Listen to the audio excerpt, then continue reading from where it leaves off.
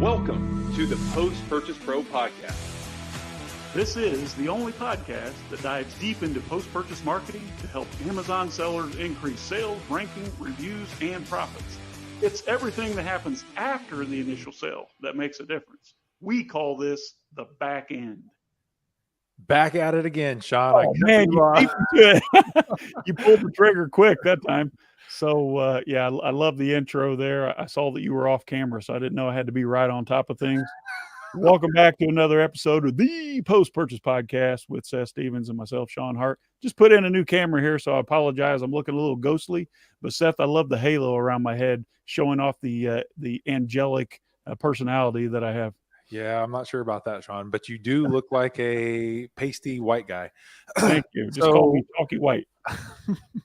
So, guys, let's bring in one of the most fun guests that we've been looking forward to, Mr. Rafael, founder of Share It Studio. Rafael, I'm super excited for today. I know you and Sean had a ton of fun in your studio, so we're looking to turn up the heat, quote unquote, with our episode today. Welcome to the show, my friend. Thanks, man. Appreciate it. Thank you so much for having me. I know you guys are very busy. Sean is like a rock star, man. He's traveling all the time. So just being here is actually an honor for me. I got your book right here. Oh, nice. Yeah. That was not a paid promotion, by the way. Part of the library, man. Are you kidding me? No, thank you, guys. Thank you for having me. We're going to have to upgrade you to a hardcover, man. I got one right here with your name on it. You guys got to sign it, though. You guys got to sign it. Yeah. We'll mail I you. want to flip that. Sounds good. This is going to be a lot of fun. We interview people once a month. And when I saw you on the schedule, Rafael, I was so excited because, like Seth said, I had a great time with you and your audience in Miami in that super chic apartment that you set up your studio in. Super cool, Seth. You have to check it out if you get an opportunity. So I've been looking forward to talking to you and dissecting some of the things that you're seeing around the industry.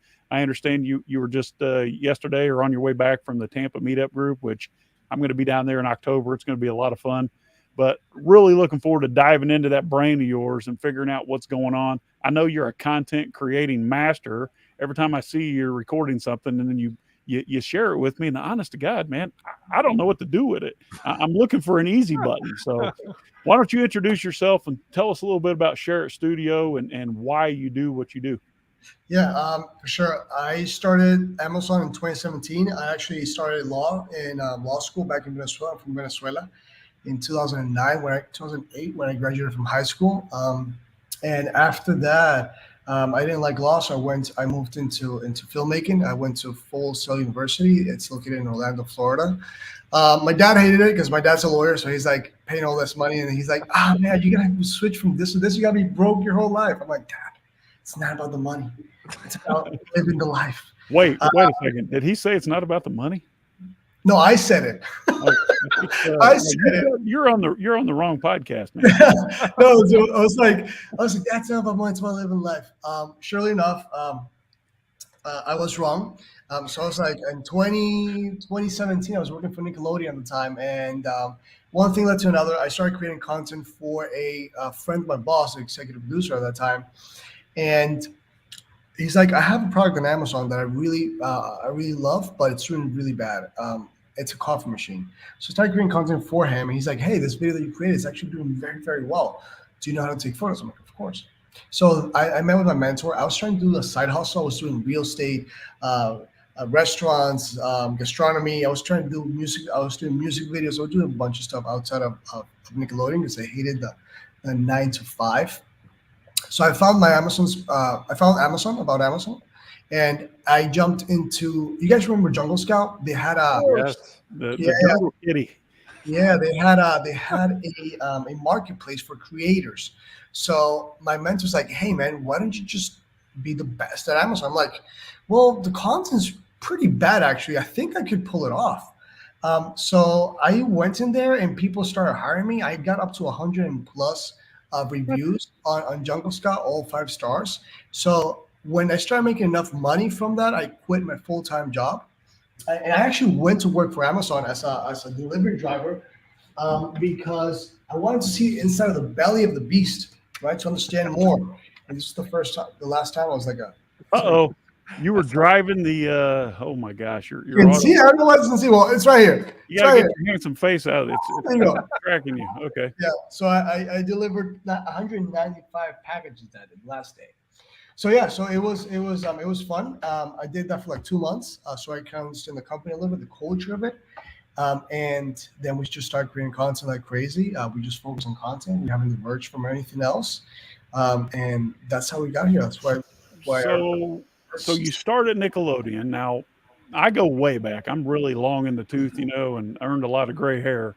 I used to watch the Nickelodeon channel growing up, and it was sort of like risque, if you would. We kind of had to hide it from the parents because, it wasn't really like PG-13, but they were saying some things that were sort of unorthodox. So, a bonus question, since I'm a carny and I already know the answer, what the heck does Nickelodeon mean, Rafael? Do you know? I have no idea, honestly. No idea. Nickelodeon was the term that they used for these early projector type of motion films, and it was jukebox style where you could watch the film by placing a nickel into Yes. the yeah, you knew that, right? So Yeah. music or films normally price of about a nickel for entry, and it was like pay per view. So just quick history lesson there. I loved Nickelodeon as a kid, so what I wanted to ask you about your content, because a lot of Amazon sellers out there are all juiced up, Rafael, about the importance of external traffic to Amazon listings. And I know that through several different social media channels that folks are using, LinkedIn and Facebook and Instagram and all these, there are certain things or certain triggers that you can pull where you're going to get the maximum effect or the maximum benefit on Amazon with the minimum effective dose or the minimum effective input into that channel. And for you, how important is that external traffic from social media, and how are you generating so much content, not only by yourself, but also that user generated content across the board? Yeah, it's extremely important to drive traffic from outside of Amazon, by building your email list or having your community or anything that drives traffic outside of Amazon to Amazon. You bring in clients. Amazon appreciates that because they still want to be number one. Obviously, they're making a profit off what you bring outside of Amazon, so that's good for you. You also want to be careful not to rely heavily on Amazon. Obviously, like you don't want to put all your eggs in one basket. That's why, I actually respect a lot what you guys are doing, because you're trying to protect the seller at the end, which is basically being, how do you say that in English? I completely forgot. Bulletproof their business. Bulletproof. Okay. Yes, bulletproof your business by having something outside of Amazon, right? Which is great. The way we do it at Share Studio is we try to make content, if it's outside of Amazon, is that drives traffic to Amazon. So, for example, there's several type of videos that you use on Amazon. The most important for me are the ones that drive traffic and increase conversions, right? So for increased conversions, there's the listing videos, Premium A Plus videos, Amazon Store videos, related videos, a bunch of other videos. And then you got the sponsor ad videos, which is the ones that appear in the search results, because everybody knows Amazon is a search engine. You just, it's like a mall, you're there, right? So they look for watches, and they put wristwatch for men, and then a bunch of watches appear.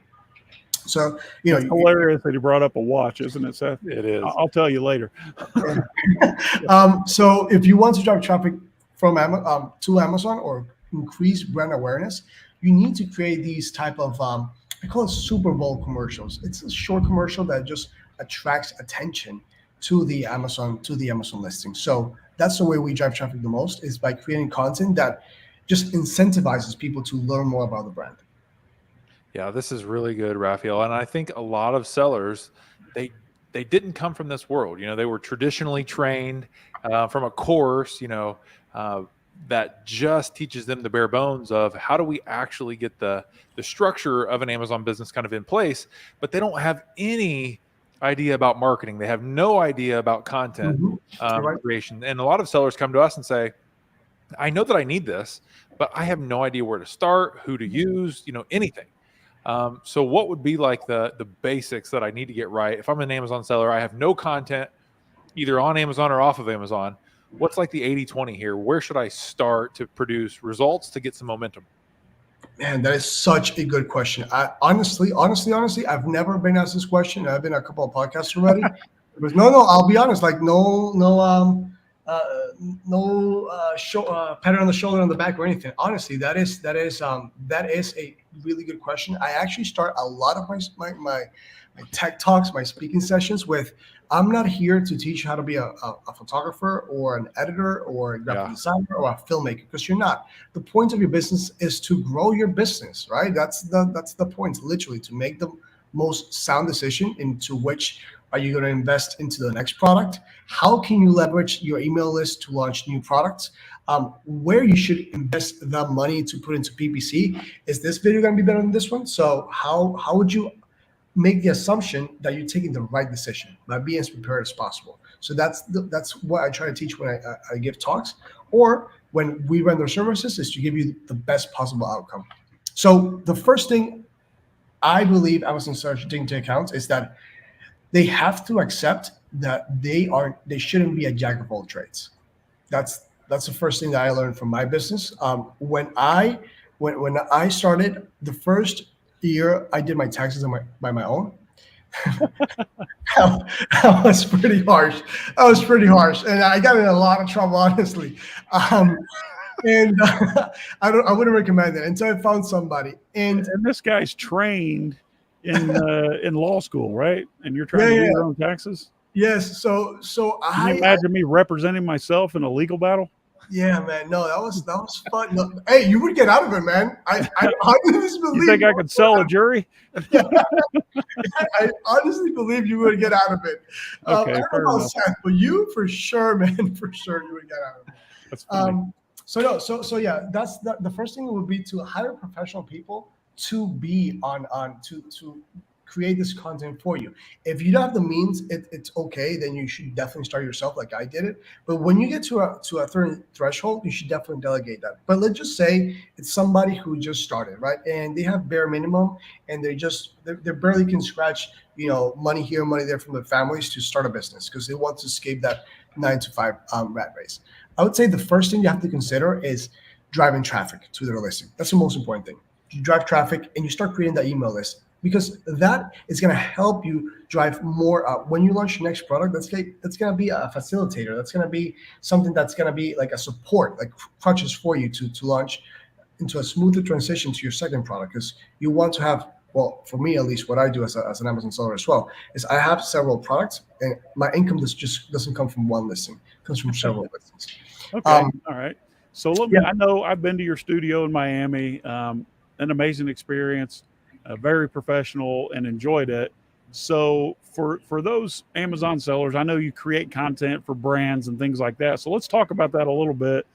What is, when it comes to creating the content, when you're working with a brand, because I understand you do this as a service, what is the mistake that you see a lot of sellers making that could easily be avoided, Rafael, if they would first engage with a professional? Yeah, quality or perceived value of the product. So the way your listing looks is how the buyer is going to perceive the quality of your product. So if you have very bad images, the buyer automatically is going to very bad lighting. They're just going to assume it's a very bad podcast. I'm just kidding. No, honestly, they're gonna. If the listing it looks bad, the buyer's gonna automatically, subconsciously perceive like the product is bad. So it's like, you're investing. You have $50K for budget, and you're investing $40K into inventory and setting up the business. And now you're looking like, oh, let me put just $5K into PPC and the next $5K into something else, and then you just leave $1,000 for marketing, like just content creation. Like it's not really gonna translate. It's not gonna do good. So I would say drive traffic, hero images, sponsor ads videos, have all your images in place. After all your images are perfect, create a really good A+ content. Make sure it's organic. By organic, I mean that you're using a real life model. If you want to sell a watch, don't put it in like fake it. When you montage one image over and post one image into the other one, actually have somebody wear that watch, whether it's a cologne or something. Don't fake it. Yeah, don't fake it until you make it. No, honestly, have that. So I would say images, drive traffic. Make sure you have a very good hero image, drive traffic, create with a hero image or sponsor ad video. Have the full list of images, really good images, and have a really good A+ content. Then move into videos. Speaking of watches, take a side trip here. We just interviewed this beautiful human who is doing logistics as a service. and he was talking about this new watch that he purchased, and he loved it so much, but he could not tell me for the life of him what the name of the watch is. So I bet you, without looking, Rafael can tell you the brand of watch that he's got on. Yeah, it's a small, it's a little tech Heuer that I got. So one of the things my mentor told me is that you should definitely give to charity, to church, whatever you believe in. Give to something you believe in. Doesn't matter what religion you are. Just give to somebody, help somebody. But also pay yourself first and get something, save up, and do all these things. Compartmentalize the income, but also get something for yourself. Something, not a trip, not out for dinner. You can also get that, but get something physical, because that will always remind you of what. Sounds like a smart mentor. So you got this tag on. Can we get a look at it here? Oh yeah, it's just a small tag. Oh, this is beautiful, beautiful. So Seth, go ahead, man. Sorry to cut you off like that. Oh, you're fine. That's all fun. So Rafael, you are helping Amazon sellers kind of pull this off in their business, like you've been doing for so long. So who is your perfect client? Who are you looking to serve the most? Yeah, somebody who understands that marketing is very important. We actually, a lot of times when the first time we work with them, we try to be as flexible as possible with the pricing, because we understand that if we can help them with one listing, they're going to start converting. And once they start seeing that money come in, they're going to come back to us. It's like, it'll be insane, or like, it could be insane actually, to go with somebody else if I'm helping them, right? So if we're doing something good for them, it's like the way that I bring something new to the table. I tell my team, my family, everybody has to pitch in, put something on the table. That's my way of putting something into the table, putting some skin in the game. I think that's really good advice. So, Rafael, so I know you work with Amazon sellers. I see you at events all over the place. Never get tired of seeing your handsome face, by the way. And I'll tell you what, Rafael dresses to the nines, man. This guy, he looks sharp. He is sharp.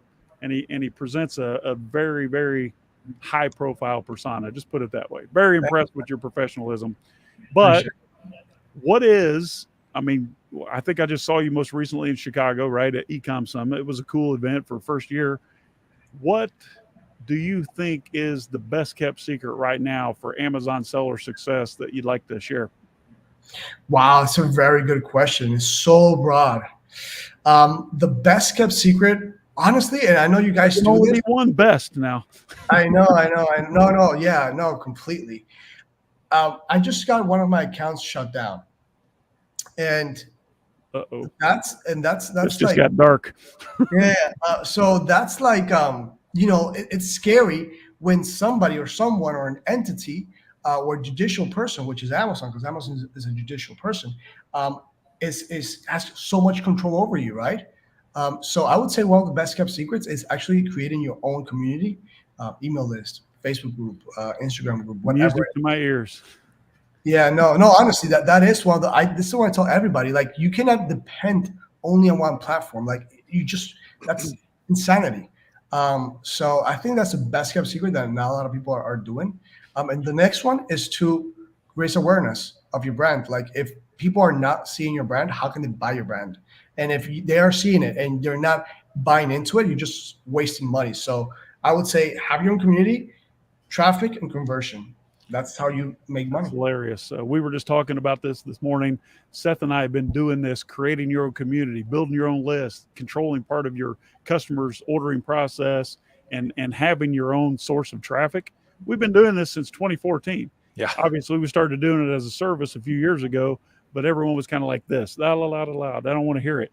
And now I actually just sent Seth a message in the background. I say, Seth, we've started a movement. Because he told me this morning, he said, every time I talk to a seller now, or even a service provider, they're all talking about email, because Amazon has admitted publicly, and I have the report to show it, that outside of search traffic on the platform, email traffic to Amazon is the highest converting traffic source outside. 3 times better than even social media. Sorry, I know you're a social media guy, but Amazon loves it. And I think the movement is just getting started, like you said, Seth. Yeah, absolutely. So, Rafael, I love the advice. We do need to start transitioning to the later section of our show. But before we do you have any special offer for our audience to come and see what you guys can do for them? That's actually a great question as well. I don't. I'm just kidding. I do. So I was like, "What are you doing here, There's man?" a little cheat sheet there, the ticker at the bottom. No, I do. I do.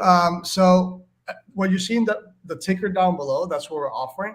But either way, the best offer I can give you is to give you what I believe is going to be best for your listing.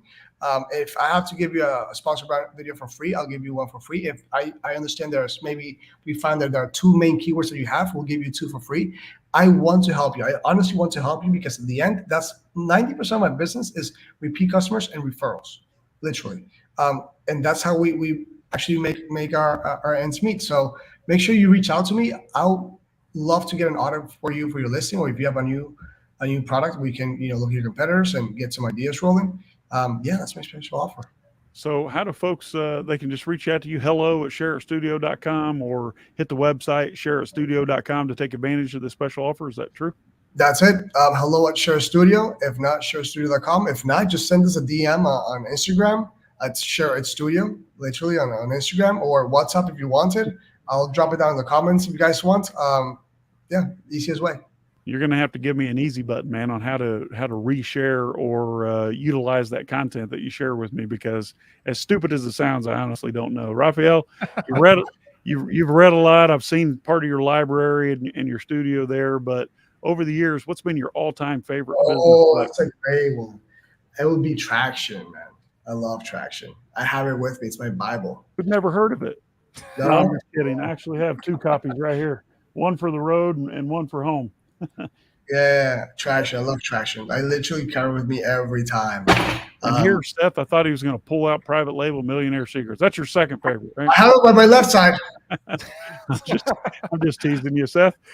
Yeah, that's really good. So every now and then, Rafael, we buy something that kind of, changes the dynamic of how we interact with our lives. It's really something fun. For me, a long time ago, I really enjoyed my ping pong table. When I got my new set of AirPods, I was like, man, this really changes the game.